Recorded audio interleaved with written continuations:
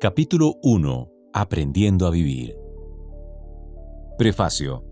Este libro está dirigido a toda persona creyente o no, que tenga dificultades en su matrimonio, y a todos aquellos que no han podido o no pueden interrelacionarse en condiciones de excelencia con sus cónyuges ni con sus hijos. En especial para los matrimonios tormentosos y quienes están llegando o ya están en lo profundo del pozo cenagoso, como yo, cuando andaba perdido por el mundo, sin Cristo, sin promesas y sin consuelo. Por otra parte, este libro es de gran interés para quienes se van a casar o aspiran a hacerlo algún día, entendiéndolo como un curso prematrimonial, teniendo en cuenta que la gran mayoría de parejas fracasan debido a que en muy pocos lugares instruyen de manera apropiada acerca del matrimonio. No lo enseñan en el colegio ni en la universidad, y en los hogares paternos solo se da una leve instrucción. Además, es un material excelente como guía para consejeros matrimoniales y estudiantes de consejería familiar cristiana, por cuanto permite aprender un sinnúmero de aplicaciones prácticas de la palabra de Dios de manera inequívoca. El libro muestra de manera cierta y contundente cómo el autor arruinó su hogar por falta de conocimiento, pero acudió a Dios y él vio su aflicción y escuchó su clamor, y vino a su vida y la de su familia para sanar, fortalecer, restaurar y reconstruir, prosperar y bendecir. Las personas cristianas que lean este libro afianzarán su esperanza y fortalecerán su fe porque descubrirán nuevas pautas de convivencia en pareja, interiorizarán novedosos secretos para lograr una vida matrimonial exitosa y les enseñará cómo construir familias felices, triunfantes y estables. Comprenderán que no deben luchar en sus propias fuerzas, porque el problema no es el cónyuge, ni los hijos, pues nuestros enemigos no son carnales, sino fuerzas espirituales malignas que influencian a las personas para que actúen mal. Aprenderán a perdonar, a olvidar las malas experiencias, a callar y a observar en silencio las intervenciones grandiosas de Dios, a darse tiempo para tomar decisiones, cambiar y amar. Asimilarán la importancia del decir, el confesar, y cómo, mediante acertadas declaraciones fundamentadas en la Biblia, se puede redireccionar totalmente el futuro de sus matrimonios y sus hijos. De otra parte, podrán apreciar de manera experiencial los poderosos y favorables efectos de devolver bien por mal, al tiempo que encontrarán argumentos totalmente válidos y reales para erradicar de sus vidas y sus hogares la nefasta costumbre de maldecir al cónyuge o a los hijos. Experimentarán la necesidad de superar la inoperante actitud generalizada de algunos creyentes, quienes mientras claman a Dios, asumen la posición de víctimas y acusan a los cónyuges como victimarios. También aprenderán sobre el tremendo poder de bendecir y bendecir, un arma poderosísima dada por Dios y utilizada por el autor con resultados tremendamente sorprendentes. Al mismo tiempo, el presente documento es una puerta abierta para los no creyentes, pues encontrarán en este material miles de razones para buscar a Dios y aprenderán que, si lo hacen, obtendrán una victoria como la mía. Ahora bien, esta obra no trata solamente de guiar al lector para que obtenga su propia victoria en su vida matrimonial y familiar, sino que adicionalmente, los mismos pasos sugeridos por el autor son completamente efectivos para superar los problemas que surjan en cada una de las diferentes áreas de la vida diaria. De igual manera, estoy seguro de que encontrarán innumerables explicaciones para sus inquietudes respecto a la aplicación y efectividad en lo que tiene que ver con el cumplimiento y la obediencia a la palabra de Dios. Introducción. Si estás construyendo tu matrimonio según el conocimiento que viene de lo alto, con seguridad ahora tienes un hogar fortalecido, sólido, indestructible e inaccesible para los enemigos del amor y la prosperidad integral de tu familia. Pero, si estás construyendo tu hogar con base en la sabiduría humana, tu relación de pareja puede estar en ruinas o expuesta a derrumbarse, pues es claro que los hogares construidos sobre la roca, Jesucristo y su verdad, resisten los impetuosos vientos y el desbordamiento de caudalosos ríos, pero los construidos sobre la arena, los argumentos humanos no los pueden enfrentar. Ver Mateo 7, 24 al 27. Lo más importante que quiero decirte es que no importa el grado de agrietamiento o el nivel de destrucción en que esté tu relación de pareja, esta puede ser restaurada. Debes saber que no eres un caso aislado, que no estás solo. Mi estado parecía imposible de solucionar, pues tuve que recorrer un largo, inusual y despiadado laberinto, pero encontré la salida de la mano misericordiosa, poderosa y amorosa de Jesús. Durante mi recorrido elaboré un mapa, el mapa de la paz, una paz que sobrepasa todo entendimiento, y encontré una llave, la llave del amor, y hoy deseo compartirlos contigo. Si el viento, los torrenciales aguaceros o el desborde del caudaloso río vinieron y están a punto de arrasar tu casa, o si no edificaste con sabiduría, la sabiduría que viene de Dios, y por tu necedad destruiste tu hogar, no te des por vencido. Aún hay esperanza. No esperes a tener que decirle a Dios, como tuve que hacerlo yo: Señor, Señor, mi matrimonio se derrumba. Tengo buenas noticias para ti en este libro. Dios hace todo nuevo. Entonces, te invito a conocer lo que Dios hizo en mi vida. ¿Te has preguntado alguna vez, qué puedo hacer cuando todo falla?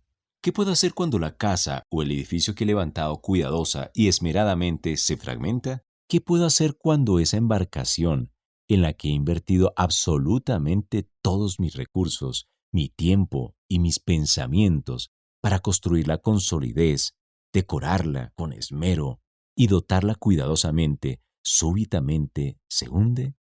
¿Qué harías si sucumbiera el proyecto central de tu vida? Cuando todos los planes fracasan, cuando todos los propósitos se malogran y no marchan, cuando tus mejores deseos se frustran. ¿Qué hacer cuando se viene a pique la vida? Cuando tus sueños de elevarte, volar, remontarte por los surcos del viento y juguetear sobre las nubes se convierten en una horrible pesadilla, en una caída vertical y un descenso sin final. Es un sentir de languidez e incapacidad que llega de repente, algo catastrófico, sucesos que transcurren súbitamente sin premeditarlos, sin pensarlos, acontecimientos que ocurren en la vida de las personas sin haberlos planeado, dejando a su paso solo escombros, vidas desperdiciadas que se encierran en sus temores, en deseos de venganza y de locas ideas, personas perdidas que sin objetivos, sin fe y sin esperanza, deambulan por las calles, las tabernas, los parques y los centros comerciales, tratando de sobrellevar sus adicciones y escapes, mientras otros se amurallan y permanecen solitarios aún en medio del bullicio de las gentes, las actividades cotidianas y la interacción de las familias. Para todos ellos, y para quienes hayan vivido la destrucción descorazonada de su matrimonio, o para quienes están presenciando atónitos cómo se desintegra en pedazos la familia, Dios tiene promesas de restauración para todos, como esta. Porque así ha dicho Jehová Dios de Israel acerca de las casas de esta ciudad y de las casas de los reyes de Judá, derribadas con arietes y con hachas. Jeremías 33, versículo 4-11. Dios te promete hoy a ti, por medio de esta poderosa porción bíblica, de la misma forma como me lo prometió a mí, que Él te traerá sanidad y medicina, te proveerá de paz y seguridad, y que hará volver a quienes se alejaron, esposo, esposa, hijos, familia, para que vuelvan a ser como al principio, que perdonará todos tus pecados, y que serás para Dios motivo de gozo, alabanza y gloria entre todas las naciones de la tierra, las cuales oirán de todo el bien que Dios te hará, y tus enemigos temerán y temblarán al ver todo el bien y de toda la paz que Dios te dará, y que volverá a escucharse en tu matrimonio, palabras de gozo y de alegría, voces afectuosas del esposo y de la esposa, expresiones que de común acuerdo alaben al Señor. Esta fue la primera promesa que Dios me hizo cuando invoqué su nombre, y todo lo cumplió. Antes de referirte mi testimonio y cómo Dios realmente restableció mi vida, restauró mi matrimonio y reconstruyó mi familia, deseo presentarme. Soy Luis Uriel Palacios, de nacionalidad colombiana, de profesión contador público, felizmente casado, 3 hijos varones, 2 hijas y 6 hermosos y vigorosos nietos. Entregué mi vida a Jesucristo hace un poco más de 33 años y en la actualidad, por la misericordia de Dios, soy el presidente y fundador del Ministerio Internacional de Matrimonios Victoriosos en Atlanta, Georgia. Una presentación interesante y aunque finalmente exitosa y ejemplarizante, gracias a la misericordia de Dios, no nos enseña mucho como tal. Sin embargo, para que sea realmente edificante, considero absolutamente necesario que les narre los verdaderos acontecimientos notables de mi vida, de la manera como sucedieron, tanto los que puedo mostrar con orgullo como los que me avergüenzan. La sinceridad, espontaneidad e integridad con que hago este recuento tiene el propósito de dar soporte real y bien fundamentado a las conclusiones y soluciones a las que llegaremos en los próximos capítulos, esperando que algún día estos temas sean de ayuda para mis hijos y sus generaciones, para mis amigos y para mis lectores, especialmente para los que ya han contraído matrimonio o para los que no lo han hecho, pero aspiran a hacerlo algún día, para que cuando lleguen al punto crucial en el que crean que ya no pueden más, que no soportan más, o piensen que todo se ha perdido, es decir, que han llegado al punto de no retorno, entiendan que hay un Dios grande y poderoso que todo lo puede, que lo que tú no puedes hacer, Él quiere hacerlo para ti y para tu cónyuge, porque te ama. Por otra parte, si solo narrara lo bueno y exitoso de mí en esta presentación personal, me consideraría un mentiroso y de poco provecho. Por esta razón es que he decidido compartir las experiencias que he vivido a lo largo de mi existencia y durante mi relación matrimonial. Bendito sea Dios, todas aquellas experiencias que considero vergonzosas fueron superadas y confrontadas exitosamente. Ahora solamente vienen a mi mente como aguas que pasaron, torrentes pasajeros. Gracias, y solamente gracias a la intervención sobrenatural y misericordiosa de Jesucristo, tal y como lo veremos a continuación. El hecho de dar a conocer las circunstancias como acontecieron, indudablemente será de aliento, fortaleza y esperanza para quienes están atravesando por situaciones parecidas a las que yo pasé. Personas que, tal como me ocurrió a mí, pueden estar pensando que solamente a ellos les sucede. Todas las personas y todos los matrimonios son susceptibles de verse envueltos en situaciones similares o muy parecidas a las mías, motivo por el cual deseo que mi testimonio sea para ti una voz de esperanza, una palabra de ánimo, una mano amiga que te indique que no estás solo. No es el final. No te desanimes, porque todavía hay mucha tierra por conquistar, innumerables caminos por recorrer, numerosos mares para navegar, otros continentes que visitar y diversos ríos por cruzar. Aún tienes grandes desafíos por superar, múltiples oportunidades para aprovechar, incalculables experiencias por vivir e incontables victorias por ganar. Antecedentes personales. Uno de los principales hechos que impactan favorable o desfavorablemente la vida matrimonial obedece a la manera como somos criados en casa. En mi caso, mi mamá, siendo como era, una excelente madre en lo relacionado con mimarnos, protegernos de los extraños, cuidarnos como hijos y proveernos lo necesario, pero demasiado estricta, excesivamente severa e inflexible. Por la época cuando fui criado, era costumbre en ciertas regiones de mi país de origen que algunos padres de familia corrigieran violentamente a sus hijos. Costumbres que, aunque han ido disminuyendo con el correr de los años, aún se escucha con alguna frecuencia de castigos exagerados e inclementes para con los primogénitos. Aún recuerdo mi primera reprimenda con correa. En ese entonces tendría unos 3 años, y de ahí en adelante fueron innumerables las golpizas. Cuando tenía unos 11 años, mi mamá me colgó para castigarme. Me amarró de las 2 manos y aseguró la soga contra una viga en el techo de la casa. En otra ocasión, me pegaron entre ambos, mi padre y mi madre. Me quitaron la camisa y me amarraron a una columna de la casa. Luego me azotaron con un rejo. Después de golpearme, me llevaron y me sumergieron a una pileta de agua helada, al tiempo que trataban de asustarme sosteniéndome en el fondo como para ahogarme. La dureza con que se me reprendió por parte de mis padres trajo como consecuencias profundas diferencias conceptuales y emocionales con mi esposa, a causa de ciertos comportamientos de dureza, crueldad e inclemencia para con ella y para con mis hijos, lo cual chocaba abiertamente con su personalidad, por cuanto, en contraposición a mí, a ella nunca la disciplinaron con vara o rejo, como fue mi caso. Ella dice que no se acuerda ni siquiera de una jalada de orejas o un pellizco. Dios ha quitado de mi corazón todo resentimiento. A pesar de todo eso, no guardo ningún resentimiento contra mis padres.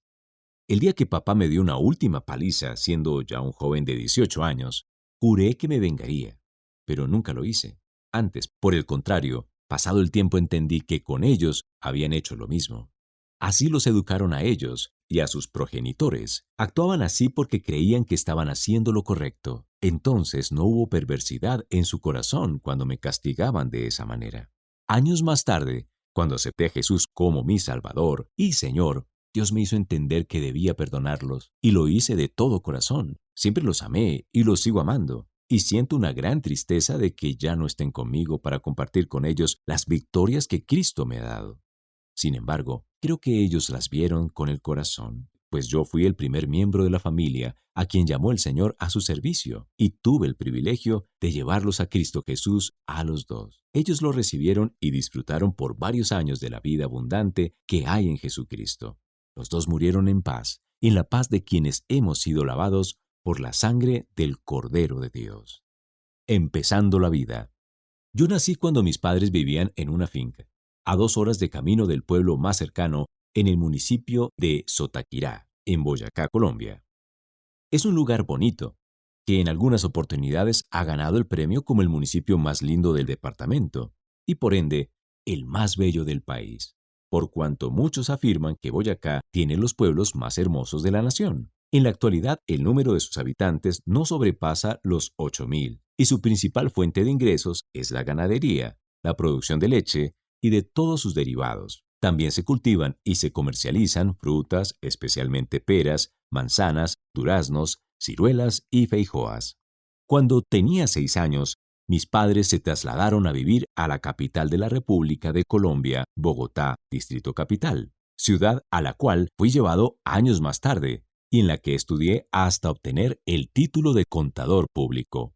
Posteriormente, comencé a trabajar en mi profesión y lo hice durante toda mi vida laboral, hasta que el Señor, por su infinita misericordia, me llamó a servirle como evangelista. Contraje matrimonio cuando apenas había cumplido los 21 años. Era un joven muy dinámico, lleno de fuerza, henchido de planes, repleto de esperanza, pleno de entusiasmo, con muchas iniciativas y excelente salud. Me perfilaba como si fuera a tener un próspero desempeño en la vida. De mi padre tomé para mí lo que creí debía imitar. Él era un hombre honrado, responsable y trabajador. No vivíamos en opulencia, pero nunca nos faltó lo básico para subsistir en condiciones normales. En mi casa, la casa de mis padres, jamás supimos qué era el hambre sin saciar. En ningún momento supimos qué era la desnudez, y de ningún modo conocimos la exposición al frío sin que fuésemos abrigados. De mi madre aprendí lo que pensé que era una fortaleza en ella. Era muy buena para las relaciones públicas, entusiasta, negociadora y líder. Lo mismo hice con respecto a mi abuelo y mis tíos, y de las personas que yo creí significativas como modelo para mi vida. Acogí para mí lo que razoné que era importante tomar o digno de copiar, logrando de esta manera interiorizar lo que yo quería ser y lo que deseaba llegar a tener. Empecé por ser honrado y buen trabajador como mi padre, también aventurero, decidido y alegre como mi abuelo. De un tío materno llamado Francisco, el tío Pacho, aprendí a vivir bien, tener un buen caballo, un buen automóvil, viajar, usar prendas de buena calidad y vestir con elegancia. De segundo Isaías, uno de mis tíos paternos, aprendí a ser metódico, respetar a mis superiores y ser un hombre de palabra. Sobre el modelo matrimonial que vislumbraba para mí, había algo que me disgustaba profundamente y que nunca deseaba llegar a tener. Me refiero a una relación de pareja como la de mis padres, pues se llevaban bien, pero con frecuencia tenían diferencias, y a mí me molestaba profundamente cómo resolvían sus desacuerdos. Entonces interioricé, desde muy niño, que ese no era el modelo de matrimonio que yo quería para mí. Mi madre fue insuperable como esposa, en lo relacionado con su fidelidad, lealtad y cariño para con mi padre, y una excelente mamá en cuanto al amor que irradiaba y la forma como nos cuidaba. Era muy activa y de gran iniciativa, pero era ella quien tomaba las decisiones en la casa y con alguna frecuencia insultaba a papá por hacer o no hacer algo. Y eso me molestaba profundamente. Fue este el motivo que me hizo tomar la determinación radical de que jamás, de ningún modo, en absoluto, permitiría que mi esposa fuera como mi madre. De ninguna manera permitiría que mi esposa llegase a ser más influyente e importante que yo en mi hogar. Un día cuando yo era un jovencito, hablé con mi papá y le dije que no se dejara regañar de mi mamá, que él era más fuerte y que no debía permitir que eso pasara en la casa. Al otro día, mi madre me llamó a cuentas, diciéndome: Luis Uriel, ven aquí, con que tú le estás dando consejos a tu padre contra mí. Entonces comprendí que mi papá le había estado contando todo lo que yo le decía, razón por la cual jamás volví a hablar con él del asunto, pero me prometí que nunca permitiría que eso sucediera en mi vida matrimonial. Desconocimiento de la realidad de la vida en pareja. Una de las carencias juveniles que impactaron desfavorablemente mi vida fue el desconocimiento sobre lo que es la vida, en especial la vida matrimonial. Mis padres nunca me enseñaron específicamente acerca del tema. Tampoco lo aprendí en el colegio, ni en la universidad. Nunca se me dijo cómo debía actuar para tener una buena relación de pareja o para ser un buen padre. Las personas con las que interactuamos dicen una cosa, los amigos otra, y algo muy sutil transmiten los progenitores. Los jóvenes de hoy desconocen el tema porque ven solamente la parte romántica, y no los culpo por ello. Pues a mí me sucedió exactamente lo mismo cuando estaba de novio. Todo era tan bonito, todo era tan lindo. Recuerdo que cuando llegaba a mi casa, después de pasar buena parte del día con mi novia, la que ahora es mi esposa, soñaba con verla sentada a mi lado en mi alcoba, descansando en mi brazo, tal vez inhalando su aroma, tocando sus manos, riendo contentos, quizá escuchando una hermosa canción. Solo los dos, en silencio, sin murmullos, sin mover una mano, ni un dedo. O si lo movía, solo sería para retirar suavemente un cabello de su frente, o rozar delicadamente su mejilla, o sus labios, y decirle con los ojos: te amo. Escogiendo esposa.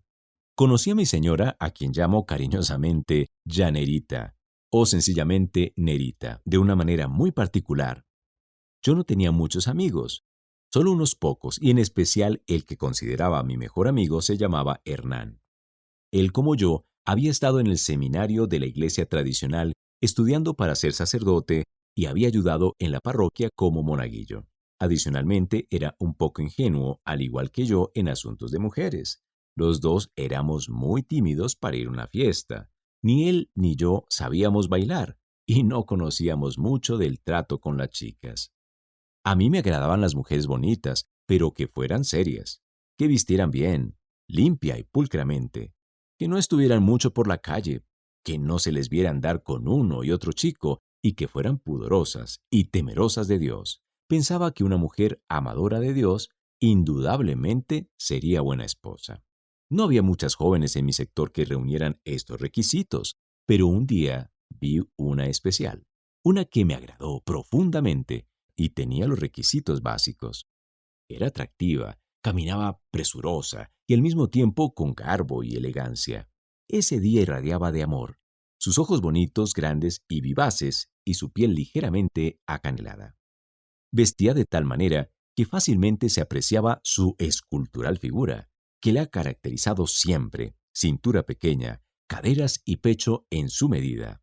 Me agradó mucho verla y me enamoré de ella. Solo hubo un cruce de miradas aquel día, y cuando volteé para divisar su silueta, en ese preciso momento, ella también me miró. No volví a verla por varios días, solo hasta cuando la encontré por casualidad. Me había puesto cita con Hernán para ir a jugar baloncesto, pero no llegó al campo deportivo. Entonces decidí ir a preguntarlo a su casa, y para mi sorpresa, allí estaba ella. Quien me abrió la puerta era la chica que yo había visto con agrado. Se llamaba Janet y era de las 5 hermanas de mi mejor amigo, pero yo lo ignoraba. Ese día hablamos por horas.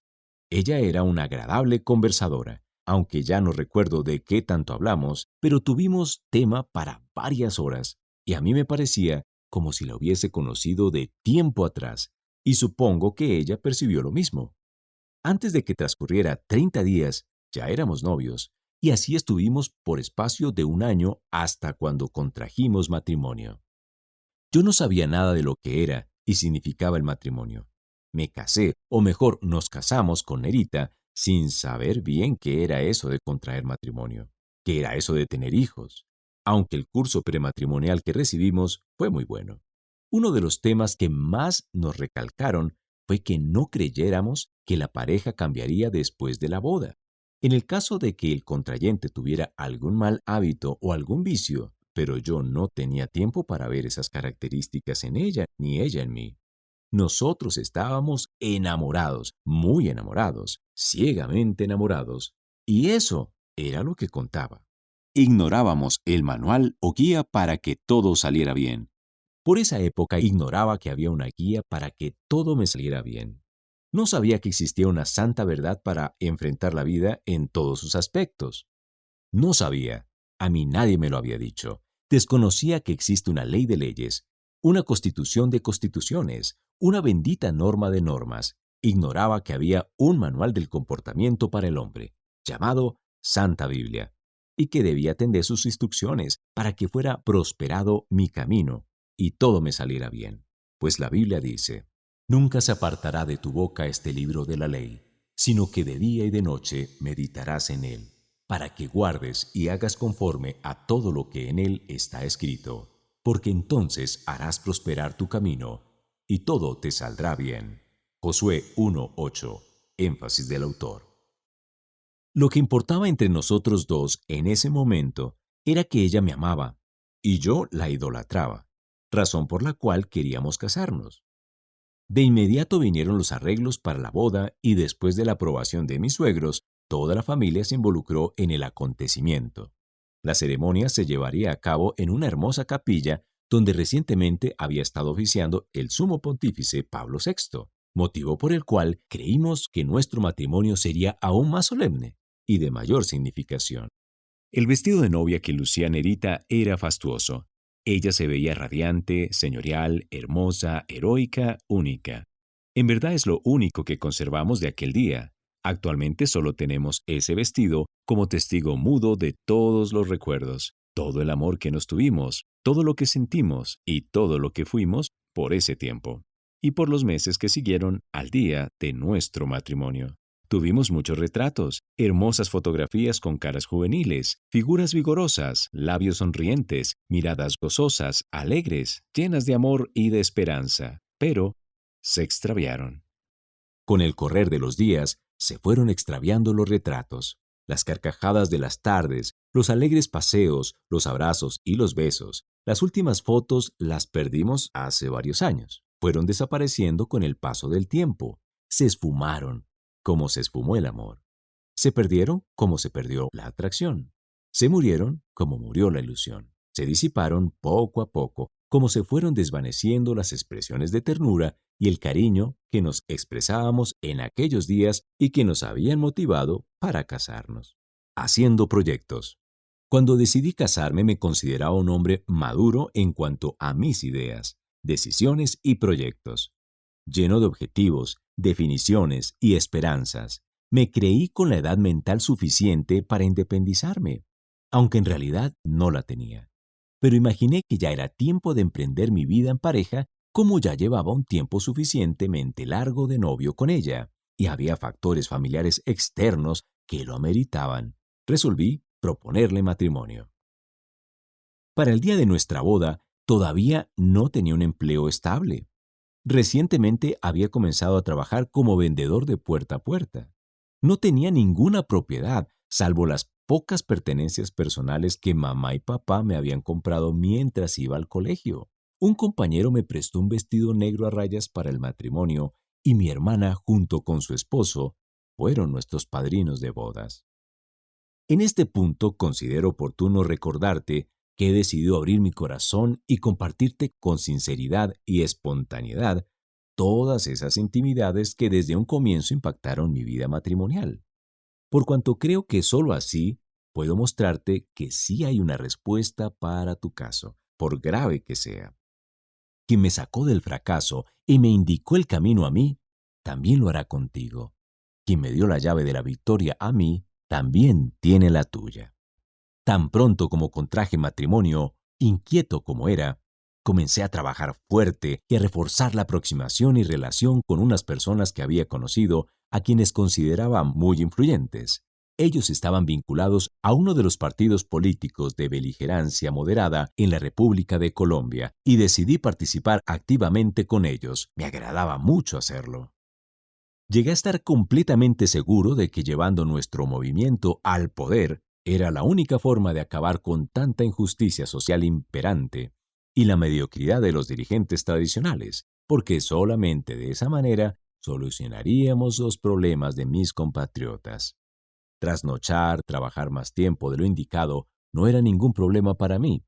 Además, ponía a disposición de las campañas políticas todo lo que yo podía, aun mi tiempo de descanso y el de mi esposa, incluyendo los bienes de mi familia y los estrictamente personales. Fue de esta manera como empecé a ganarme la confianza de estas personas y a escalar posiciones dentro del partido. Mis jefes me apreciaban y con frecuencia tuve promociones salariales y honoríficas, tras las cuales cada vez ocupaba mejores cargos dentro de nuestra organización y dentro de la empresa gubernamental donde yo estuviera trabajando. Dentro de los cargos públicos que desempeñé está el de alcalde local de una de las zonas más influyentes y decisivas de Bogotá, Distrito Capital. Años más tarde, siendo aún muy joven, fui candidato a la Cámara de Representantes. Luego fui secretario general del partido. También desempeñé cargos públicos en algunas de las empresas más importantes de Colombia, tales como la empresa de acueducto y el alcantarillado de Bogotá, Ferrocarriles Nacionales, en su buena época, la Contraloría General de la República, Ecopetrol, el Ministerio de Obras Públicas, Invías y la Superintendencia de Industria y Comercio. Con respecto a mi vida matrimonial, el tema central de este libro, hice otro tanto, pues insistentemente me impuse sobre mi esposa, ya que eso me lo había propuesto desde cuando era soltero. Todo el tiempo la controlé directa e indirectamente y sutilmente la persuadía para hacer lo que yo creía y quería. Ella me atendía y era muy sumisa conmigo en ese entonces. Disfrutaba de manera sorprendente y única su compañía. Y ella disfrutaba la mía.